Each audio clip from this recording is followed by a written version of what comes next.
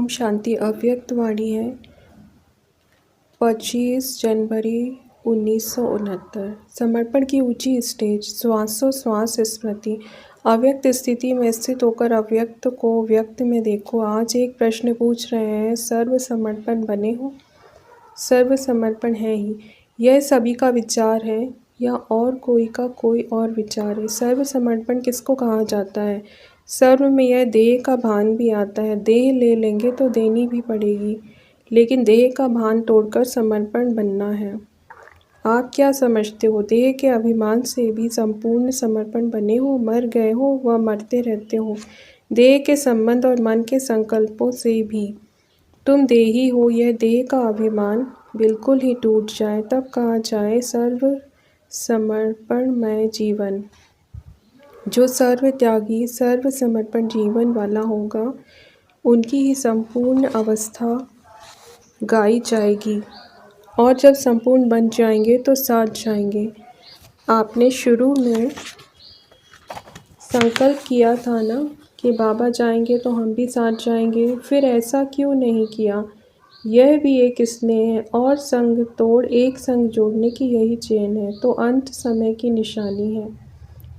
जब कहा था तो क्यों नहीं शरीर छोड़ा? छोड़ सकते हो, अभी छूट भी नहीं सकता, क्योंकि जब तक हिसाब किताब है अपने शरीर से तब तक छूट नहीं सकता। योग से या भोग से हिसाब किताब चुकतू ज़रूर करना पड़ता है। कोई भी कड़ा हिसाब किताब रहा हुआ है तो यह शरीर रहेगा, छूट नहीं सकता। वैसे तो समर्पण हो ही, लेकिन अब समर्पण की स्टेज ऊंची हो गई है। समर्पण किस उसको कहा जाता है जो श्वासोश्वास स्मृति में रहे, एक भी श्वास विस्मृति का ना हो, हर श्वास में स्मृति रहे। और ऐसे जो होंगे उनकी निशानी क्या है? उनके चेहरे पर क्या नज़र आएगा? क्या उनके मुख पर होगा मालूम है? हर्षित मुख। हर्षित मुखता के सिवाय और कुछ होगा? जो जितना सहनशील होगा उनमें उतनी शक्ति बढ़ेगी। जो श्वासोश्वास स्मृति में रहता होगा उसमें सहनशीलता का गुण ज़रूर होगा, और सहनशीलता होने के कारण एक तो वह हर्षित होगा और दूसरा शक्ति दिखाई देगी उसके चेहरे पर, निर्बलता नहीं। यह जो कभी कभी मुख से निकलता है कि कैसे करें, क्या होगा, यह शब्द निर्बलता के हैं जो नहीं निकलने चाहिए। जब मन में आता है तो मुख पर आता है, परंतु मन में नहीं आना चाहिए। मन मना भव मध्याजी भव। मन मना भाव का अर्थ बहुत गूढ़ है। जैसे ड्रामा का सेकंड बाय सेकंड जिस रीति से जैसा चलता है, उसी के साथ साथ मन की स्थिति ऐसे ही ड्रामा की पटरी पर सीधे चलती रहे, ज़रा भी हिले नहीं। चाहे संकल्प से चाहे वाणी से ऐसी अवस्था हो, ड्रामा की पटरी पर चल रहे हो, परंतु कभी कभी रुक जाते हो। मुख कभी कभी हिल जाता है, मन की स्थिति हिलती है, फिर आप पकड़ते हो। यह भी जैसे एक दाग हो जाता है। फिर भी एक बात अब तक भी कुछ वाणी तक आई है, प्रैक्टिकल में नहीं आई है। कौन सी बात वाणी तक आई है, प्रैक्टिकल में नहीं? यही ड्रामा की ढाल जो सुनाई, लेकिन और बात भी बता रहे थे। वह यह है जैसे अब समय नज़दीक है, वैसे समय के अनुसार जो अंतर्मुखता की अवस्था, वाणी से परे अंतर्मुख होकर कर्मणा में अव्यक्त स्थिति धारण करने की अवस्था दिखाई देनी चाहिए, वह कुछ अभी भी कम है। कारोबार भी चले और यह स्थिति भी रहे, दोनों ही इकट्ठा एक समान रहे, अभी इसमें कमी है। अब साकार तो अव्यक्त स्थिति स्वरूप में स्थित है, लेकिन आप बच्चे भी अव्यक्त स्थिति में स्थित होंगे तो अव्यक्त मुलाकात का अलौकिक अनुभव कर सकते हो।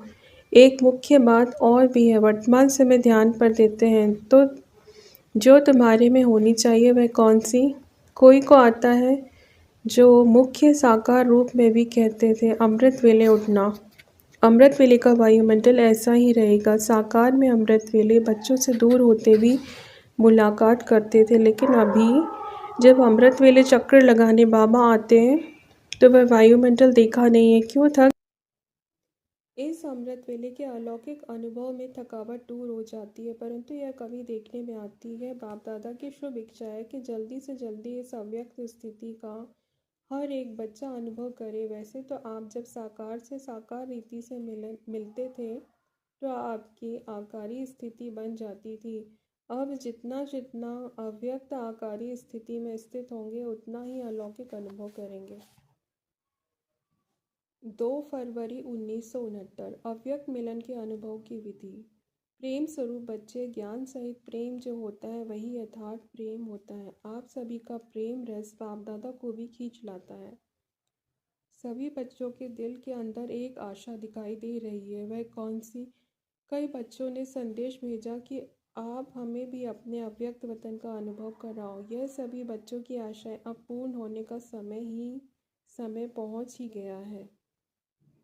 आप कहेंगे कि सभी संदेशी बन जाएंगे, लेकिन नहीं।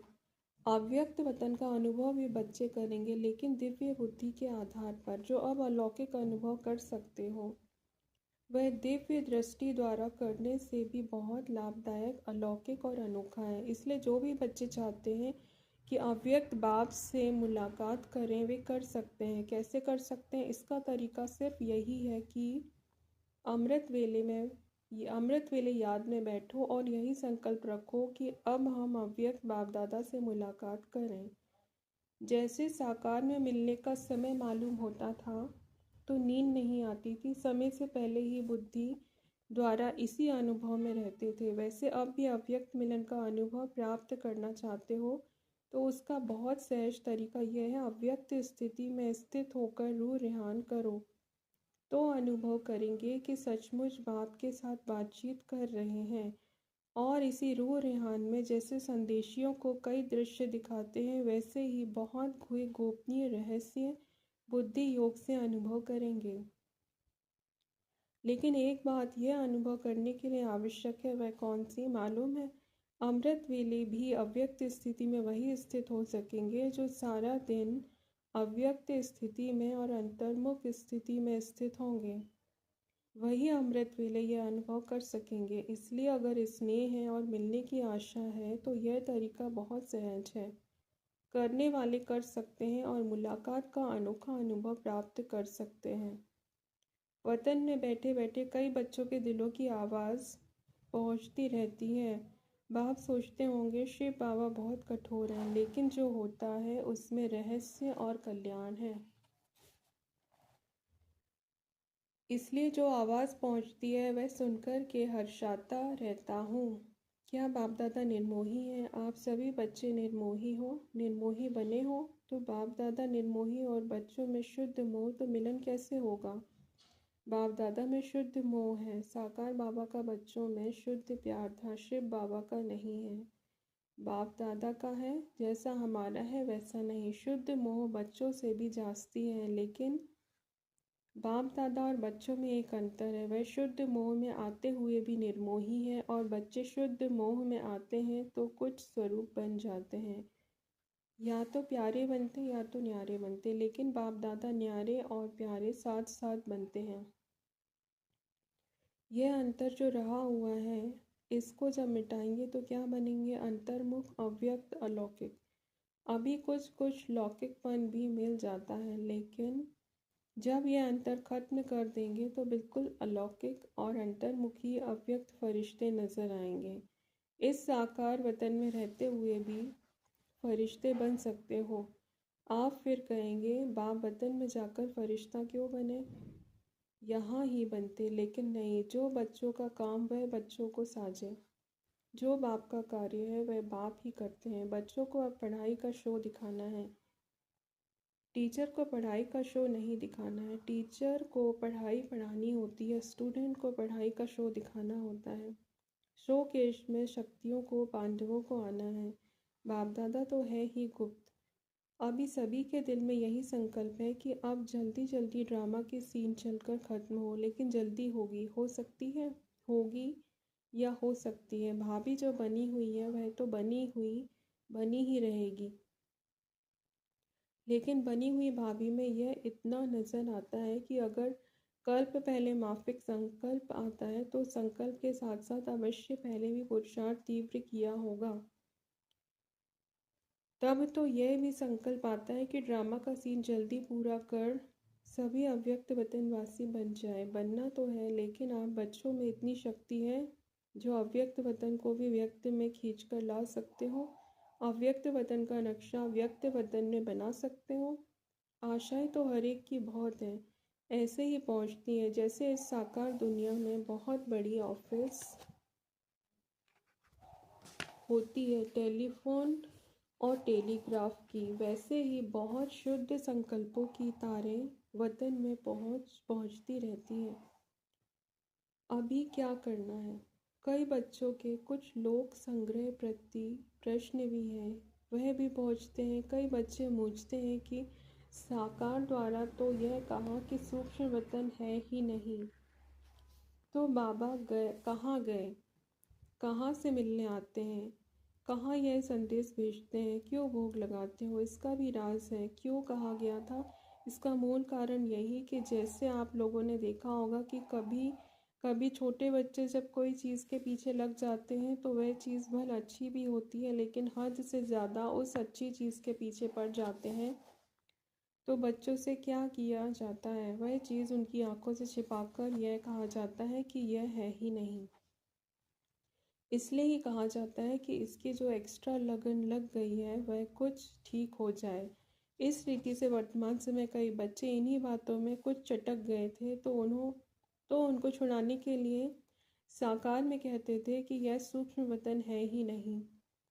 तो यह भी बच्चों की इस बात से बुद्धि हटाने के लिए कहा गया था, लेकिन इसका भाव यह नहीं है कि अगर बच्चों से चीज़ छिपाई जाती है तो वह चीज़ खत्म हो जाती है। नहीं, यह एक युक्ति है चटकी हुई चीज़ को छुड़ाने की। तो यह भी युक्ति थी।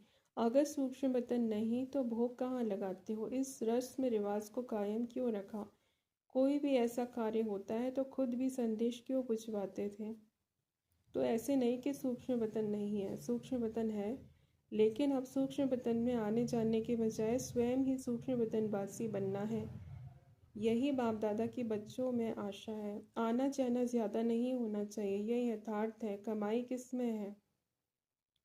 तो बाप बच्चों की कमाई को देखते हैं और कमाई के लायक बनाते हैं, इसीलिए यह सभी रहस्य बोलते रहे। अभी समझा कि क्यों कहा था और अब क्या है। सूक्ष्म वतन के अव्यक्त अनुभव को अनुभव करो, सूक्ष्म स्थिति को अनुभव करो। आने जाने की आशा अल्पकाल की है। अल्पकाल के बजाय सदा अपने को सूक्ष्म वतनवासी क्यों नहीं बनाते? और सूक्ष्म वतनवासी बनने से ही बहुत वंडरफुल अनुभव करेंगे। खुद आप लोग वर्णन करेंगे कि यह अनुभव और संदेशियों के अनुभव में कितना फ़र्क है। वह कमाई नहीं, यह कमाई भी है और अनुभव भी।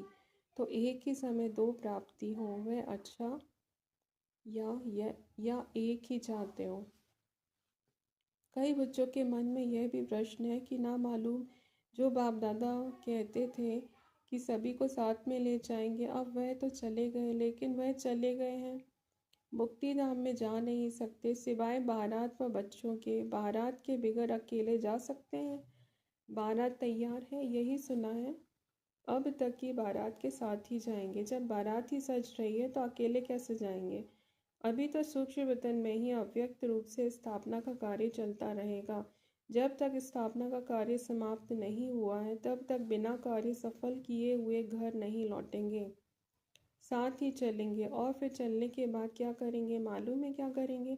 साथ चलेंगे और साथ रहेंगे, फिर साथ साथ ही सृष्टि पर आएंगे।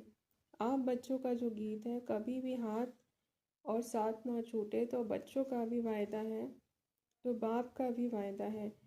बाप अपने वायदे से बदल नहीं सकते। और भी कोई प्रश्न है? यूँ तो समय प्रति समय सब स्पष्ट होता ही जाएगा। कईयों के मन में यह भी है ना कि ना मालूम जन्म होगा व क्या होगा। जन्म होगा जैसे आपकी मम्मा का जन्म हुआ वैसे होगा। आप बच्चों का विवेक क्या कहता है? ड्रामा की भाभी को देख सकते हो, थोड़ा थोड़ा देख सकते हो। जब आप लोग सबको कहते हो कि हम त्रिकालदर्शी बाप के बच्चे हैं तो आने वाले काल को नहीं जानते हो? आपके मन के विवेक अनुसार क्या होना चाहिए? अव्यक्त स्थिति में स्थित होकर हाँ व ना कहो तो जवाब निकल आएगा। इस रीति से बाप दादा ने 2-4 से पूछा। बहुत करके सभी का यही विचार था कि नहीं होगा। आज ही उत्तर चाहते हो या बाद में? हलचल तो नहीं मच रही है? यह भी एक खेल रचा जाता है। छोटे छोटे बच्चे तालाब में पत्थर मारकर उनकी लहरों से खेलते हैं, तो यह भी एक खेल है। बाप तुम सभी के विचार सागर में प्रश्नों के पत्थर फेंक कर तुम्हारे बुद्धि रूपी सागर में लहरें उत्पन्न कर रहे हैं। उन्हीं लहरों का खेल बाप दादा देख रहे हैं। अभी आप सबके साथ ही अव्यक्त रूप से स्थापना के कार्य में लगे रहेंगे। जब तक स्थापना का पाठ है तब तक अव्यक्त रूप से आप सभी के साथ ही हैं, समझ गए? वतन में मम्मा को भी इमर्ज किया था। पता है क्या बात चली? जैसे साकार रूप में साकार वतन में मम्मा बोलती थी कि पापा आप बैठे रहिए, हम सभी काम कर लेंगे। इसी रीति से वतन में भी यही कहा कि हम सभी कार्य स्थापना के जो करने हैं वे करेंगे। आप बच्चों के साथ ही अपनों को बहलाते रहिए। ऐसे ही साकार में कहती थी, वही वतन में रूह रेहान चली। आप सभी बच्चों के मन में तो होगा ही कि हमारी मम्मा कहाँ गई। अभी यह राज इस समय स्पष्ट करने का नहीं है। कुछ समय के बाद सुनाएंगे कि वह कहाँ और क्या कर रही है। स्थापना के कार्य में भी मददगार है, लेकिन भिन्न नाम रूप से। अच्छा, अब तो टाइम हो गया है। आज वतन में दूर से ही सवेरे से खुशबू आ रही थी। देख रहे थे कैसे स्नेह से चीज़ें बना रहे हैं। दादी जी से आपने देखा भंडारे में चक्र लगाया, चीज़ों की खुशबू नहीं स्नेह की खुशबू आ रही थी। यह स्नेह ही अविनाशी बनाता है। अविनाशी स्नेह है ना, याद हर एक की पहुँचती है। उसका रिस्पॉन्ड लेने के लिए अवस्था चाहिए, रिस्पॉन्ड फौरन मिलता है। जैसे साकार में बच्चे बाबा कहते थे तो बच्चों को रिस्पॉन्ड मिलता था, तो रिस्पॉन्ड अब भी फौरन मिलता है, लेकिन बीच में व्यक्त भाव को छोड़ना पड़ेगा, तभी उस रिस्पॉन्ड को सुन सकेंगे। अब तो और ही ज़्यादा चारों ओर सर्विस करने का अनुभव कर रहे हैं। अब अव्यक्त होने के कारण एक और क्वालिटी बढ़ गई है। कौन सी मालूम है? वह यह कि पहले तो बहिर्यामी था, अभी अंतर्यामी हो गया हूँ। अव्यक्त स्थिति में जानने की आवश्यकता नहीं रहती, स्वतः ही एक सेकंड में सभी का नक्शा देखने में आ रहा है। इसलिए कहते हैं कि पहले से एक और गुण बढ़ गया है। अव्यक्त स्थिति में तो खुशबू से ही पेट भर जाता है। आप लोगों को मालूम है, एक मुख्य शिक्षा बच्चों के प्रति दे रहे हैं। अब सर्विस तो करनी ही है, यह तो सभी बच्चों की बुद्धि में लक्ष्य है और लक्ष्य को पूर्ण भी करेंगे, लेकिन इस लक्ष्य को पूर्ण करने के लिए बीच में एक मुख्य विघ्न आएगा। वह कौन सा पता है? मुख्य विघ्न सर्विस में बाधा डालने के लिए कौन सा आएगा? सभी के आगे नहीं, मेजॉरिटी के आगे आएगा। वह कौन सा विघ्न है? पहले से ही बता देते हैं। सर्विस करते करते यह ध्यान रखना कि मैंने यह किया, मैं ही यह कर सकता हूँ, मैंपन आना। इसको ही कहा जाता है ज्ञान का अभिमान, बुद्धि का अभिमान, सर्विस का अभिमान। इन रूपों में आगे चलकर विघ्न आएंगे, लेकिन पहले से ही इस मुख्य विघ्न को आने नहीं देना। इसके लिए सदा एक शब्द याद रखना कि मैं निमित्त हूँ। निमित्त बनने से ही निराकारी, निरहंकारी और नम्र जितने संकल्प अवस्था में रह सकते हैं।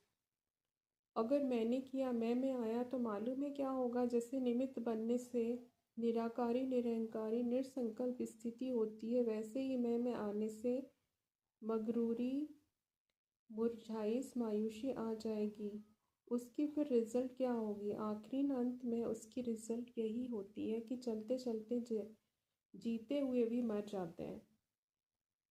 इसलिए इस मुख्य शिक्षा को हमेशा साथ रखना कि मैं निमित्त हूँ। निमित्त बनने से कोई भी अहंकार उत्पन्न नहीं होगा, नहीं तो अगर मैंपन आ गया तो मतभेद के चक्र में आ जाएंगे। इसलिए इन अनेक व्यर्थ के चक्रों से बचने के लिए स्वदर्शन चक्र को याद रखना, क्योंकि जैसे जैसे महारथी बनेंगे वैसे ही माया भी महारथी रूप में आएगी। साकार रूप में अंत तक कर्म करके दिखाया। क्या कर्म करके दिखाया? याद है क्या शिक्षा दी? यही कि निरअहंकारी और निर्माण चित होकर एक दो से प्रेम प्यार से चलना है। एक माताओं का संगठन बनाना, जैसे कुमारियों का ट्रेनिंग क्लास किया है, वैसे ही माताएं जो मददगार बन सकती हैं और हैं, उन्हों का मधुबन में संगठन रखना, कुमारियों के साथ माताओं का संगठन हो, संगठन के समय फिर आना होगा।